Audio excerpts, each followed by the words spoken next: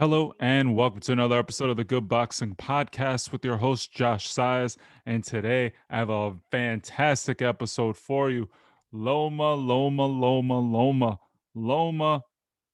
finally speaks out and was on the Snow Queen LA YouTube channel slash podcast. And I gotta say, Lomachenko actually really had a great interview. I know I've been critical of Lomachenko for all of the excuses he came up with after the Teofimo Lopez loss, where he basically said the judges were rigged. There was just a bunch of different excuses. He released a bunch of videos where the guy was basically saying that none of the punches Teo landed really landed. He released the video in slow motion. You already know the deal with Lomachenko. But I got to say, in this interview, I really am excited for his comeback. He's going to be back in action against Masayoshi Nakatani. And honestly, this is a rebuild showcase fight for Vasily Lomachenko. He's a fantastic champion. And truthfully, of the kings of 135 right now, you have to give it to Teo being number one, undisputed, and then Lomachenko has to be a solid number two. Devin Haney definitely showed that he is a high level boxer, but due to his own recklessness and his inability to just remove the crowd and try to please, you saw that he got chinned by Jorge Linares. Nothing against Devin Haney, but this is why when you dominate, very similar to what I said in that last episode with Shakur Stevenson, dominate. Who cares what the fans think? Who cares what people think? Who cares what the crowd thinks? The game is hit, don't get hit.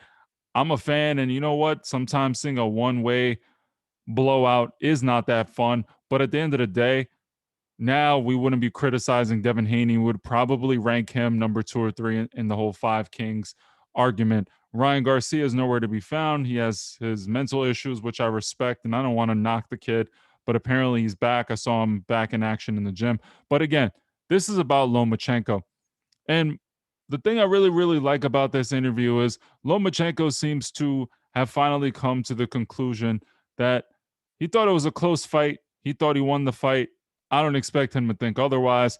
But when you watch it, there was a clear winner. But Loma seems to have gotten over it. And now he's talking and speaking as someone that makes sense. Truthfully, there was no rematch clause. You guys remember that whole ordeal. He didn't want a rematch clause because he wanted to move on after the whole thing with Teofimo Lopez.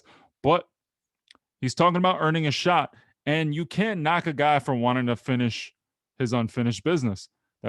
Essentially what he said in this interview. He told Snow Queen LA that he wants his belts back. He wants another shot at Teofimo Lopez. So why not use Masayoshi Nakatani, who was supposed to be a building block for another fighter who I don't know how that went from um he was supposed to fight Masayoshi Nakatani, beat him, and then Felix Verdejo was supposed to fight Vasily Lomachenko. They were trying to rebuild him, beat Masayoshi Nakatani, and then basically fight Vasily Lomachenko. And then I don't want to speculate, but essentially he killed his mistress and he's on trial for murder now. And I don't know where that went from. You go to fight Masayoshi Nakatani in a war. You were supposed to fight Lomachenko to essentially never boxing again and potentially being in jail for murder. That's crazy to me. But Masayoshi Nakatani took care of business, fought back, and he earned his shot. Now, if you don't know Masayoshi Nakatani, essentially he was the undefeated fighter from Japan who gave Teofimo Lopez one of the hardest fights. Honestly, it was a fight where his length, his distance, and his counterpunching ability, given the fact that he was throwing the kryptonite for Teo, which is that overhand right, over and over from very high. It got over that shoulder roll, and he just didn't look himself. Now, we don't know yet if maybe Nakatani wasn't getting the credit that he deserved, or did Teo have a bad night?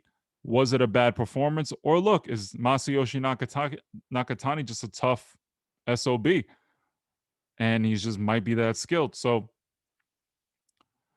then what I have to say is Masayoshi Nakatani is going to test Lomachenko. He is a nightmare for a lot of people, but especially for Vasily Lomachenko. He's tall, he's brooding, he has power, and honestly, he is not afraid to take chances. Masayoshi Nakatani will come forward with anybody. He did it with Teofimo Lopez, and Lopez was hitting him with hard bombs. Never seemed to really drop him or hurt him. But Verdejo dropped him. Verdejo has a beautiful left hook, and he has power. I mean, his name is Dynamite, right? So, look, Masayoshi Nakatani is going to be a formidable opponent. But back to this interview. In the interview, they asked him, what did he think about Teofimo Lopez, and does he feel if Teo is undisputed? And Vasily Lomachenko, quite frankly, you can say maybe he's just trying to validate his own pedigree and his own championships, right? By saying, look, he won the belt. Vasily Lomachenko won the belt fair and square, WBC champion. He had the belt, and then Devin Haney was trying to execute his mandatory, but Vasily Lomachenko was trying to basically bring all the belts together, and that's when they made the Super Championship or the WBC franchise champion, right? And essentially, he said what a lot of people are saying. Devin Haney is a political champion. He is the WBC regular champion, but he didn't fight for the title. He essentially was given the title because Vasily Lomachenko was elevated to the franchise championship champion. Now, I'm not sitting here and going to give you my opinion, but I do feel Vasily Lomachenko was the fighter that deserved that championship. He shouldn't have fought Devin Haney at the time, and he was trying to basically do something that everyone wanted to see. He was going out there searching for greatness. And whether you hate Lomachenko or you love Lomachenko, you have to give him credit for trying to become undisputed. That's before it became the flavor of the month, before Josh Taylor, before Tio, before all of these people decided, like, hey, this is the route I want to go, Charlo, etc. Vasily Lomachenko, got to give him credit. He was out there trying to bring all the belts together and be the undisputed champion in 135. And he almost was successful. But he mentioned Devin Haney is not the real champion because he was given the belt. He never really fought for it. But if you look at the flip side, Devin Haney does make an argument that he wanted to fight Lomachenko, and Lomachenko chose to go out there and unify the belts, which you can't fault Lomachenko for. But at the same time, as a young, up and coming fighter, Devin Haney did deserve a shot, and he was a mandatory. So Mauricio Suleiman, being the man that he is, he knew Vasily Lomachenko, Canelo. There's people out there that do generate more money for him, and the fight was better off not being made in order for Lomachenko to go out there and try to piece together the belts. So he decided to give Devin Haney that distinguished WBC regular championship where he fought for it, right? And I like the fact that Lomachenko is giving credit to Tio, even though clearly he is mad at Teofimo Lopez. He feels like he won the fight and he wants a rematch, and now he has to fight his way back. So I have no problem with someone looking for revenge. In fact, it just gives me more respect. I actually give more respect to Lomachenko because Lomachenko knows, hey, I got to fight my way to prominence. I just can't talk about, hey, I'm this or, oh, I'm this, like Javante Tank Davis and Ryan Garcia, and even Devin Haney to a certain extent. Everyone wants a shot at Teal, but what did they do to deserve the shot? Right? Ryan Garcia is a silver champion who was behind Devin Haney. Why doesn't Ryan Garcia fight Devin Haney? I know he's going through some issues, and I respect that and all, but for the exception of Linares, Devin Haney hasn't done what Lomachenko did. Lomachenko fought 3 champions in order to win 3 belts. He's fought stiff competition. We may not like Lomachenko and think he's the greatest. And yes, he lost to Teofimo Lopez, but Loma's no slouch. He beat Linares, right, for a belt. He beat Pedraza and he beat Corolla, if I'm not mistaken, for the other belt. So I'm sorry, Luke Campbell, not Corolla. That was 130. So say what you want, but Lomachenko's fought the guys that are there with the belts. Say what you want. They weren't the best of the best. They weren't high caliber Teofimo Lopez level right now, who he lost to, but it was a good fight. He won belts. He distinguished himself from the rest, and he was pursuing greatness. And you can't take that away from Lomachenko. What I also liked in this interview too was Loma seems to be back to just like, hey, I want to be in the gym, I want to get ready, and he's calling everyone out. He says, hey, I want to beat Nakatani in a way where Teofimo Lopez and others can't ignore me. He said, if Devin Haney wants to fight me, I'll fight Devin Haney. Bill Haney said, hey, handle business. Snow Queen Ole. LA actually put a clip of Bill Haney saying to Lomachenko, handle your business and, we'll fight you, etc., etc. I'm getting tired of all this. Hey, I'll fight you. I'll fight you. I'll fight you. And he actually called Devin Haney out on the fact that Devin Haney says he'll fight everyone, but I don't see him fighting anyone. And if you look at the complexion of the division, you're hearing a lot of people say, hey, I'll fight this person. I'll fight that person, but they don't fight. Lomachenko, say whatever you want about him. He's willing to fight everyone and anyone. And especially now where back then you could say Lomachenko may have ducked some of the top guys in pursuit of greatness for undisputed because to him the belts and other people the belts really don't mean anything. But say what you want, Lomachenko is trying to become undisputed. So now that he's looking to actually fight into prominence and get back his basically his reign of, among the best in 135, and there's nothing wrong with that.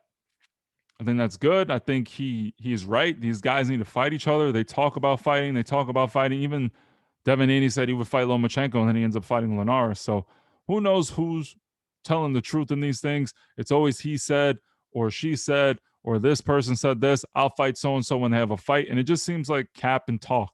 So Lomachenko, say what you want. I know he's a bad boy. He's gonna fight. That's one thing, Lomachenko. Whether you hate him or not, I personally thought T.O. won, but that doesn't mean I hate Lomachenko. I think Lomachenko's a fantastic fighter. 135 is not his division, in my opinion. But the fact that he's like, hey, look, I'm not moving down. I'm not going to capitulate the fact that these guys are better than me. I'm actually going to fight my way back into prominence, and I want my goddamn belts back. And that's what a fucking fighter is. I love that.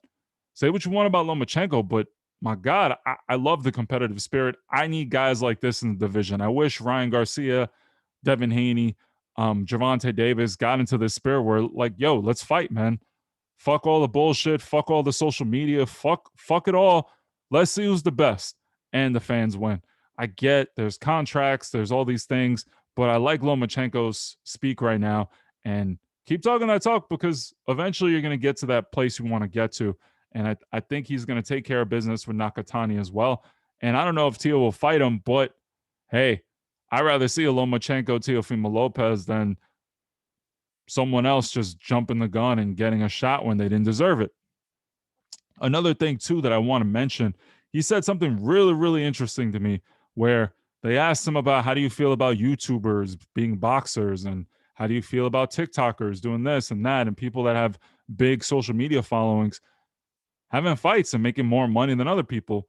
And basically, Snow Queen LA said, oh, a lot of boxers are upset at so and so fighting so and so. And Lomachenko just called a spade a spade. He goes, hey, look, you're a boxer.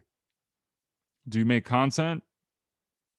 Maybe you should make content and do what they did, where more people can follow you, more people know who you are, and then they'll watch you to fight. What those kids did was, and this is something I mentioned, they went the content route. They made a bunch of content. Jake Paul, Logan Paul, they've been making content for years and years, and they have followings that they want to see them fight. People don't care about their talent, they just want to see them fight. One thing you could say now is a lot of these YouTubers and TikTokers that are fighting, they're putting the work in. And that's another episode coming up. I actually recorded this before I've recorded this episode before that other one. And I gotta say, they're putting the work in and I'm getting pretty excited about the time and effort they're putting in. Not everyone. You see the ones that did and you see the ones that don't. But the events are popular. They're generating money. And if people want to pay, again, if there's no audience, there's no circus. But right now, arguably, you could say they're doing the right thing. You have a big fan base, you're independent, you want to make money, go fight. People are like, oh, but they could get hurt. Okay. They want to take the risk. They want to get in the ring. They want to maximize their earning potential. And if they get hurt doing so, that's their prerogative. But stop trying to protect people because I see a bunch of shit fights where people are professional fighters to get just pad the records. They go out to Mexico and fight waiters and people that really aren't even about the boxing life, but we accept that because they're coming along. Well, guess what? These guys are coming along. They're not professional fighters. They didn't go through the amateur ranks, but you know what? They put the work in, they put the time in. Why not let them capitalize on all of the work they put in for their content and their followings? Go out and do content. If you're a regular boxer and you feel like why am I not making as much money as other people? Well, put the work in on the content, build your following, maybe go out there and actually promote yourself. Don't rely on a promoter to promote you. Self promotion in this day and age is pivotal. I mean, I just really don't know what people are complaining about at this point. If, more people are going to be in boxing, okay, more people will be in boxing. Let them box. Let them think, boxing is whatever. Then when they find out it's a hard sport, the people that aren't about it are going to quit. And the people that are just going to either get better or they're going to get hurt and stop. But regardless, it's the hurt sport. You can be a professional, get hurt. You can be a rookie and get hurt. You can spar in the gym and get hurt. It's part of the game. And the fact that Lomachenko, one of the biggest faces in boxing, one of the biggest and best boxers in the world, on the planet, say what you want about him. If you thought he was overrated, you can't deny the guy has skills. If he's saying it, I got to say, go out there and promote yourself, because I'm getting tired of, this person, shouldn't be making this. This person should be making that. Everyone wants to count everyone's pockets until it's you. If you're in your job and someone says, hey, why does this person make this? You shouldn't be making that. You would be the first person to be like, what are you talking about? You don't know what I make. You don't know what I deserve. I deserve everything I make. But the minute you find someone else, this person shouldn't be doing this. This person shouldn't be doing that. If someone's willing to pay what they pay to see that person, if they follow this person for years and years and they stay along with them in their journey and they want to watch them box, if they want to see them ride a bike, if they want to see them bowl, whatever it is, let them support and just stop. I'm so tired of this boxing purism from people that watch horrible fights, support horrible boxers that'll fight nobody for 30 fights, and then finally step up, right? And then it's still bullshit. They get exposed or whatever. You know what? These kids want to fight. Let them fight. If people are willing to pay for them, let them pay. The exhibition with Mayweather, people paid to see it. Was it $1 million buys? I don't know, but truthfully, who cares? If people want to watch it, let them watch it. And at the end of the day, boxing, all in all, is content. And these guys are the masters of content. Yes, certain people are better, and I'd rather watch a Terrence Crawford. I'd rather watch Errol Spence, Manny Pacquiao, all these guys. But let's say Terrence Crawford. People aren't paying to watch him. So you know what? Terrence Crawford should be getting paid the most because he's one of the most talented boxers. But guess what? Clearly something he's doing in terms of promotion isn't helping him. And that's not a knock against Terrence Crawford, but he's basically at the beck and call of Top Rank because now he's just waiting to fight. When was the last time we saw Terrence Crawford? I don't remember. And it was a fight that he beat Kell Brook where people didn't even want to see that fight, right? So I'm not sure what's going on right now, but Lomachenko is finally speaking the facts. And go out there. If it's so easy, go make content. Go make a following.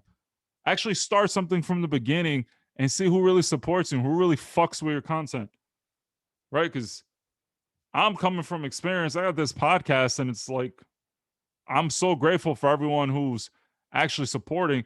But I'll tell you one thing, content is a grind. And I think people are losing sight of that. And in the pandemic, when everyone lost their jobs or things changed and they realized like, oh shit, I have to make content. How many people didn't make good content? How many people don't know how to make content? Don't invest the grind. Don't really put it in. So you know what? Say what you want about the YouTubers. You can say whatever you want about them, the TikTokers, whatever they are. But one thing you have to say is they put the work in online. And you know what? If that work ethic translates to the sweet science, you cannot be mad at them for putting the hard work in because that kid, Taylor Holder, right? Say what you want. He lost to Anisim Gibb, but you saw composure. You saw he put work in. The fact that he went 5 rounds for 2 minutes and actually kept his hands up, didn't bring that head all the way up, didn't like cry and get out the ring, turn his back. A lot of these kids actually did pretty okay. So Lomachenko, you are absolutely right, and thank you for accentuating that. I'm excited to see Lomachenko, and it's good to hear his voice. Sometimes I don't agree with the fact that he thinks it was a tie or whatever, or Lopez is scared, but Loma's back. I can't wait to hear. And that's the episode for today. Support on Instagram. If you're not at Good Boxing Podcast, feel free to smash that like button, leave a comment. I'm back. Let's go, guys. Good Boxing Podcast 2021. Let's keep doing this.